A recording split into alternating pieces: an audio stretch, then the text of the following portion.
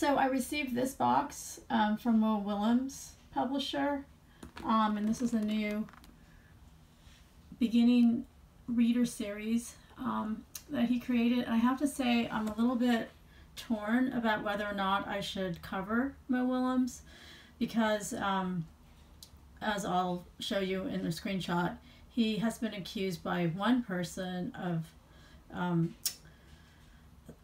inappropriate sexual misconduct, and I have referred to the article that it was in, and you know it's just the article that Anne Ursu wrote for Medium. It doesn't identify any of the authors or illustrators or publishing professionals who are accused of sexual misconduct, and of course it doesn't name their accuser. So while he has one person who is accusing him, we just have no idea, you know, what he is accused of, because her comment does not specify that.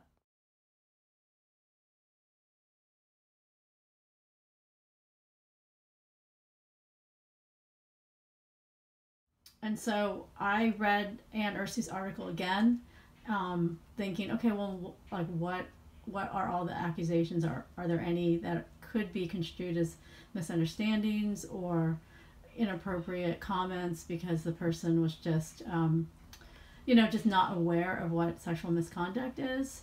And I have to say, reading the article again, you know, the incidences that these people are accused, they're not innocuous. You know what I mean? They're not innocent misunderstandings in the article. So I guess I would urge people to read the article themselves and read the comment that the person left. And I guess the thing is, because there's only one accuser, I mean, that's better than having, you know, multiple, I suppose. But so I just wanted to give that as a preface first, because I almost think it's worse just to not cover any of the people who are accused of sexual misconduct, because then that in a way is giving them a pass. So I will continue with this unboxing. And so here is the box, and I'll get it open. So it's on sale in October, and I got a piece of chocolate and a pen that has an acorn on it. And then there's, you know, packing material and the first book, I guess. And you know, you know what I would really like, you know, sort of, you know, to sort of put to sort of get more understanding on Mo Willems in context to this sexual misconduct accusation is, I would love to actually hear from him. You know, it doesn't have to be to me specifically. You know, it can be like a Facebook post, or it could be a tweet. And I think George Takei is a good example of someone who is in the public eye, who was accused of sexual misconduct, who responded publicly, saying in a thoughtful way that, you know, he takes it seriously. He didn't think that he did that.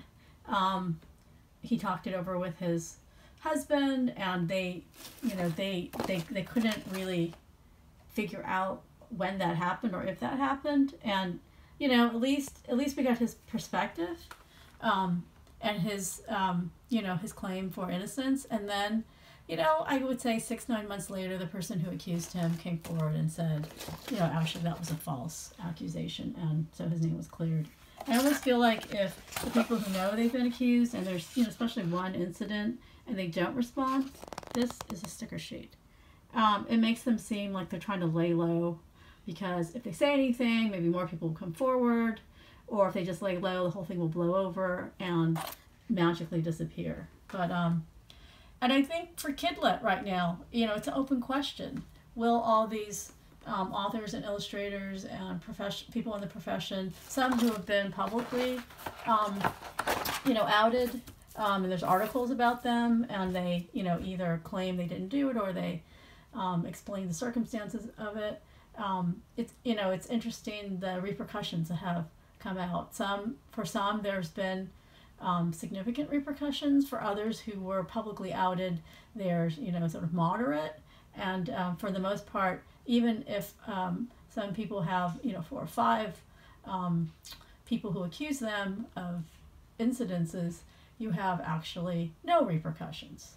And so that's, to say that there's no repercussions at all, that is true so thus far, but these things are also like a ticking time bomb, and it's, unclear, if it will blow up at any point, and, unpredictable. And so I think laying low maybe is not the best strategy.